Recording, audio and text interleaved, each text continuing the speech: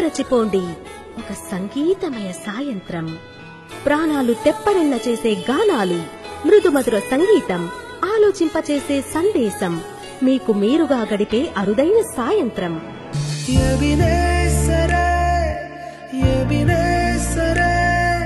இந்நாள் வரை சுமந்த